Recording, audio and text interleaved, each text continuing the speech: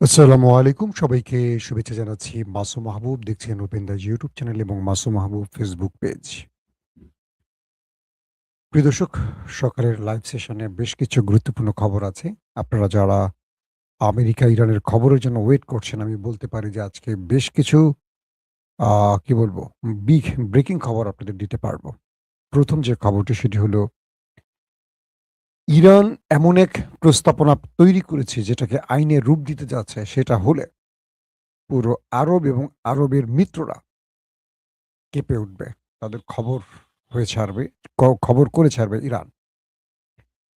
২ নম্বর গুরুত্বপূর্ণ খবর, এবার মার্কিন যুক্তরাষ্ট্রকে বড় রকম ধাক্কা দিতে চীন, রাশিয়া এক কঠিন সিদ্ধান্ত নিল, যে সিদ্ধান্ত বাস্তবায়ন হলে আমেরিকা পরাশক্তি থেকে ধপাস করে পড়ে যাবে।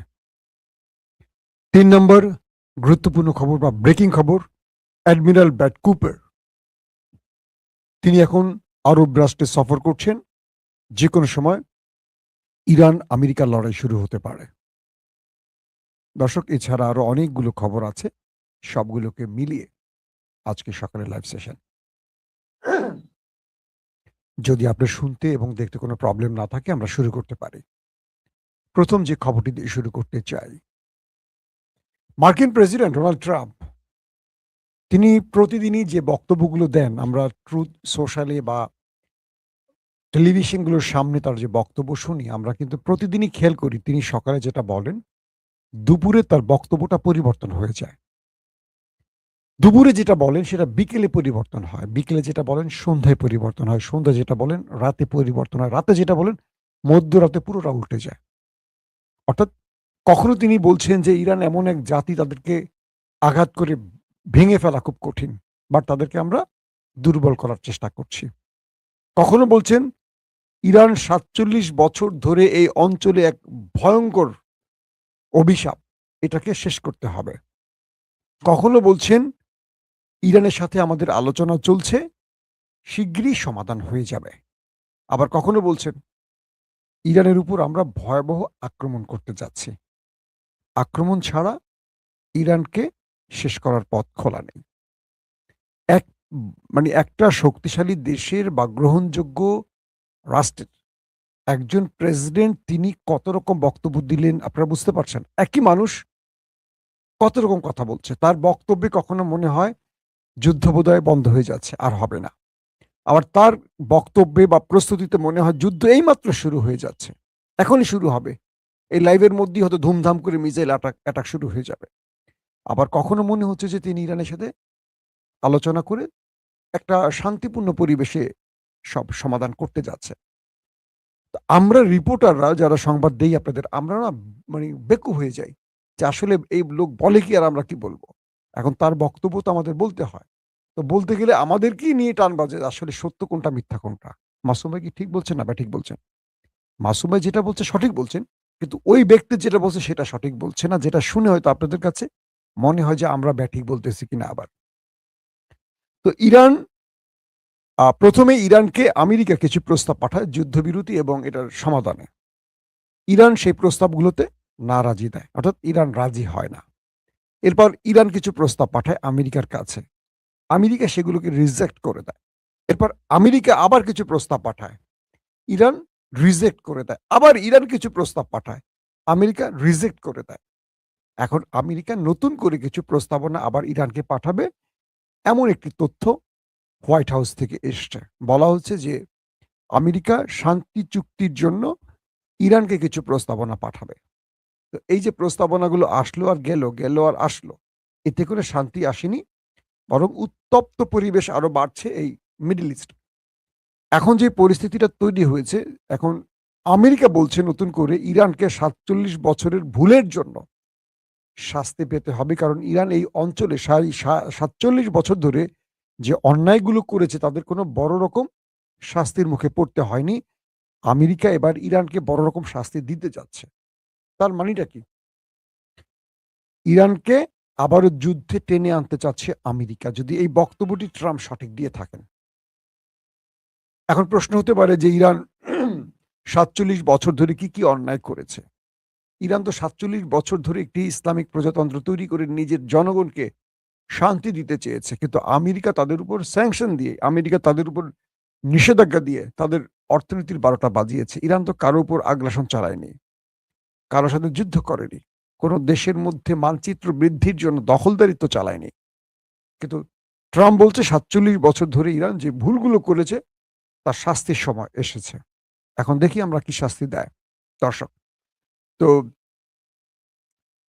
সবচেয়ে ভয়ঙ্কর যে খবর সেটি হলো মার্কিন সেন্টকমের যিনি কমান্ডার অ্যাডমিরাল ব্যাট কুপার, তো এই ব্যাট কুপার এখন সৌদি আরব মানে আরব রাষ্ট্র সফর করছেন। এই ভদ্রলোকের নামটি শুনলে আপনাদের একটি তথ্য জানিয়ে রাখা উচিত হবে যে সেন্টকমের যিনি কমান্ডার অ্যাডমিরাল ব্যাট কুপার, তিনি 26 তারিখ প্রেসিডেন্ট ডোনাল্ড ট্রাম্পকে হোয়াইট হাউসে বসে যুদ্ধের পরিকল্পনা পেশ করেন। 26 ফেব্রুয়ারি, 28 ফেব্রুয়ারি কিন্তু যুদ্ধ শুরু হয়। মনে আছে আপনাদের 40 দিনের আমেরিকা ইরান যুদ্ধ। অর্থাৎ ব্যাট কুপার 26 ফেব্রুয়ারি ডোনাল্ড ট্রাম্পকে যে প্রস্তাবনা বা পরিকল্পনাগুলো তুলে দিয়েছিলেন, তারপর 28 তারিখ স্রেফ 2 দিন পর আমেরিকা ইসরায়েল ইরানে হামলা শুরু করে। এই ব্যক্তি গতকালকে প্রেসিডেন্ট ট্রাম্পকে 3টি যুদ্ধ পরিকল্পনা পেশ করেছে। অর্থাৎ ইরানে অভিযান চালালে কোন কোন পদ্ধতিতে, কোন কোন ভাবে, কিভাবে যুদ্ধ পরিচালনা করবে বা কিভাবে অ্যাটাক করা যায়, কোন কোন সিস্টেমে ইরানকে অ্যাটাক করা হবে, এই পরিকল্পনাগুলো সেন্টকমের যিনি কমান্ডার কুপার তিনি মার্কিন প্রেসিডেন্টকে পেশ করেছেন। বিষয়টি খুবই সিগনিফিক্যান্ট, খেয়াল করবেন। অর্থাৎ তিনি ট্রাম্পকে ইরানে হামলার 3টি প্রস্তাবনা তুলে দিয়েছেন, পরিকল্পনা তুলে দিয়েছেন। এরপর তিনি ইসরায়েলের চিফ অফ স্টাফ, ইসরায়েলের সামরিক বাহিনীর যিনি চিফ অফ স্টাফ, তাকে পুরো পরিকল্পনা আবার পেশ করেছেন এই ব্যাট কুপার। কারণ কি? কারণ হলো আমেরিকা এবং ইসরায়েল একসাথে ইরানের সাথে যুদ্ধ করেছে, বাকি সময়টাও করবে। তো এর আগেও এই ব্যাট কুপার ইসরায়েল এবং আমেরিকাকেই এই পরিকল্পনা পেশ করেছেন। এবার তিনি আবারও আমেরিকার পর তিনি ইসরায়েলের চিফ অফ স্টাফ, তাকে পুরো যুদ্ধের পরিকল্পনা পেশ করেছেন। তার মানে ধরে নিচ্ছি আমরা ইরানে আবারও হামলা হতে যাচ্ছে। এরপর তিনি চলে যান সোজা আরবে। বর্তমানে তিনি আরব রাষ্ট্রগুলোতে অবস্থান করছেন এবং সেখানে আমেরিকার যে রসদ পৌঁছেছে, মার্কিন সামরিক বাহিনীর যে প্রস্তুতি, তার রসদ, প্রতিরক্ষা ব্যবস্থা, তার সেনাবাহিনীদের পরিকল্পনা, মানে সেনাবাহিনীদেরকে পরিকল্পনা ধরে দেয়া যে কোন পদ্ধতিতে আমরা যুদ্ধটা করতে যাচ্ছি, এর আগের 40 দিন আমরা কোন পদ্ধতিতে করেছি আর এবার আমরা কোন পদ্ধতিতে ইরানে আক্রমণ করব, সেই বিষয়গুলো তিনি পেশ করতে গেছেন। তাহলে আমরা কি বুঝলাম? তাহলে আমরা বুঝলাম যে ইরানের বিরুদ্ধে যুদ্ধ করতে যাচ্ছে আমেরিকা এবং আরব থেকেই তো এই স্ট্রাইকগুলো হবে। মানে আরবের ঘাঁটি ব্যবহার করেই তো ইরানে হামলা করবে আমেরিকা। তাই সেখানকার সর্বশেষ পরিস্থিতি দেখার জন্য ব্যাট কুপার সেখানে অবস্থান করছেন এবং তার বাহিনীকে পুরো পরিকল্পনা তুলে দিচ্ছে। এখন একটি বিষয় মাথায় আসছে স্বাভাবিকভাবে, যে আরব এই যুদ্ধে আবার কি আমেরিকাকে সহযোগিতা করবে? দর্শক, এই ব্যাপারে ইরান আজকে খুব স্ট্রেটলি কিছু বক্তব্য দিয়েছে। ইরান বলছে যে যদি মানে হরমুজ প্রণালীর বিষয়ে ইরান কিছু প্রস্তাবনা তৈরি করেছে এবং সেটা আইনের রূপ দিতে যাচ্ছে ইরান। খেয়াল করবেন, এটা খুব ইম্পর্টেন্ট খবর। অর্থাৎ ইরান হরমুজ প্রণালী কেন্দ্রিক তাদের একটি বিল বা খসড়া তৈরি করেছে যেটা আইনে রূপ দিতে যাচ্ছে এবং এটা চিরকাল বাস্তবায়িত হবে। তার প্রধানটি হলো যে যারা আমেরিকার মিত্র, এবং আমি সহজ করে বলি, হরমুজ প্রণালী দিয়ে ইসরায়েল কখনো তাদের কোনো জাহাজ ঢুকতে এবং বেরোতে পারবে না লাইফ টাইম। অর্থাৎ পৃথিবী এসপার হোক আর ওসপার হোক, ধ্বংস আর কেয়ামত আসুক, হরমুজ প্রণালীতে সারা জীবনের জন্য নিষিদ্ধ ইসরায়েল। নাম্বার 1। নাম্বার 2, যেসব দেশ আমেরিকাকে ইরানে হামলায় ঘাঁটি ব্যবহার করতে দিয়েছে, মানে আরব রাষ্ট্র, সেই সব দেশ হরমুজ প্রণালী দিয়ে নিষিদ্ধ। বাট তারা যদি হরমুজ প্রণালী দিয়ে তাদের কোনো তেল বা গ্যাস রপ্তানি করতে চায়, তাহলে ইরানের যে 200-300 বিলিয়ন মার্কিন ডলার ক্ষতি হয়েছে এই যুদ্ধে, এই পুরোটা ক্ষতিপূরণ দিয়ে তাদের এখান থেকে জাহাজ পাঠাতে হবে। খুব দুর্দান্ত পয়েন্ট এটা। ইসরায়েলকে হরমুজ প্রণালীতে আজীবনের জন্য লাইফ টাইম নিষিদ্ধ করে দিয়েছে ইরান। কোনোভাবেই টাকা দিয়ে পয়সা দিয়ে কোনোভাবেই ইসরায়েল এখান থেকে যেতে পারবে না। আর যারা আমেরিকাকে ইরানে হামলায় ঘাঁটি ব্যবহার করতে দিয়েছে, বা যেসব দেশ ব্যবহার করে ইরানে আমেরিকা হামলা করেছে, এই সব দেশও নিষিদ্ধ হরমুজ প্রণালীতে। তারা তাদের তেল এবং গ্যাস কোথাও বিক্রি করতে পারবে না হরমুজ প্রণালী দিয়ে। বাট একটা বাট রাখছে, যেহেতু মুসলিম রাষ্ট্র তারা, যদি তারা ইরানের এই 40 দিনের যুদ্ধে যে ক্ষতি হয়েছে 200, 250 বা 300 বিলিয়ন ডলার, এই পুরো ক্ষতিপূরণ দিতে পারে, তবে তাদেরকে হরমুজ প্রণালী দিয়ে আসা যাওয়া করতে দেয়া হবে। এখন বলছেন কি একটা অবস্থা শুরু করে দিয়েছে, মানে হরমুজ প্রণালী ঘিরে কি কি খেলা চলা শুরু হয়ে গেছে।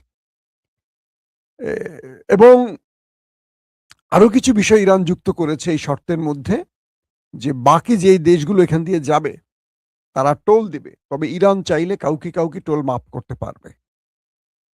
এবং এই ঘটনার পর থেকে 1991 সালের পর থেকে এবারই প্রথম কুয়েত এক ব্যারেল তেলও বিক্রি করতে পারেনি। কুয়েতের অবস্থা মোটামুটি সাইজ করে ফেলছে ইরান। অর্থাৎ 1991 যুদ্ধের পর, ইরান আমেরিকার এই যুদ্ধের পর কুয়েত 0 ব্যারেল তেল রপ্তানি করেছে, মানে কোনো তেল রপ্তানি করতে পারেনি। তো এই অবস্থার মধ্যে আরবের অবস্থা কোথায় গিয়ে ঠেকবে একবার চিন্তা করেন। অন্যদিকে চীন এবং রাশিয়া নতুন করে সিদ্ধান্ত নিয়েছে, একটি গণমাধ্যমের মানে খবরটি এসছে, যে চীন এবং রাশিয়া তাদের অভ্যন্তরীণভাবে নিজেরা নিজেদের মধ্যে যে বাণিজ্যিক সম্পর্ক বজায় রেখেছে বা আমদানি রপ্তানি করছে, এগুলো তারা নিজেদের অর্থ ব্যবস্থার মধ্যে করছে। অর্থাৎ ডলারকে বাদ দিয়ে তারা তাদের অর্থ ব্যবস্থা তাদের কারেন্সিতে করছে। এবং আমেরিকা ইরানের সাথে যারা অর্থনৈতিকভাবে হরমুজ প্রণালী কেন্দ্রিক লেনদেন করেছে, যাদের উপর আমেরিকা ট্যারিফ ঘোষণা করেছে বা নিষেধাজ্ঞার ঘোষণা দিচ্ছে, এবং এগুলো বিশ্বের সবাইকে মানার নির্দেশ করেছে আমেরিকা, যে আমরা অমুক 5টি দেশের উপর ট্যারিফ দিচ্ছি বা নিষেধাজ্ঞা দিচ্ছি, তোমরা মেনে চলো। চীন ডাইরেক্ট বলছে যে আমরা মানতে নারাজ, আমরা আমেরিকার এই অন্যায় প্রস্তাবে বা অন্যায় কাজের সমর্থন করছি না। আমরা সেই সব দেশের উপর আমাদের সম্পর্ক বলবৎ রাখবো, তাদের সাথে আমাদের কোনো নিষেধাজ্ঞার সম্পর্ক থাকবে না।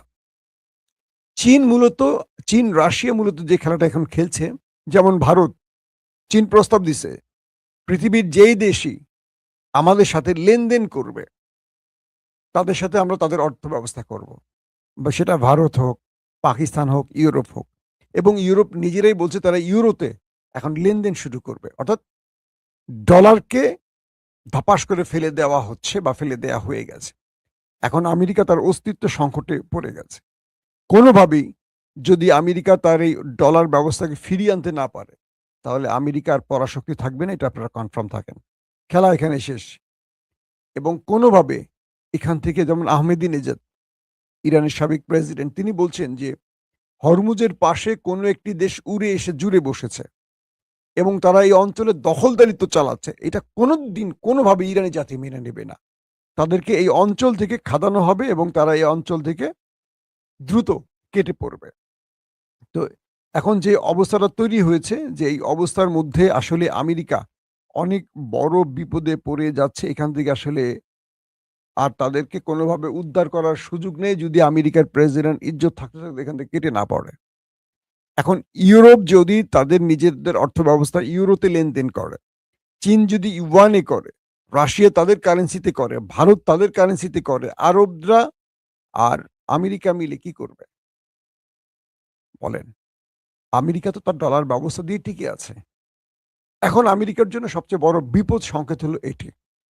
ইরান আমেরিকাকে শুধু যুদ্ধে নয়, পরাশক্তির চেয়ার থেকে ছিটকে ফেলার জন্য যত রকম কৌশল আছে সবগুলো কৌশল গ্রহণ করেছে।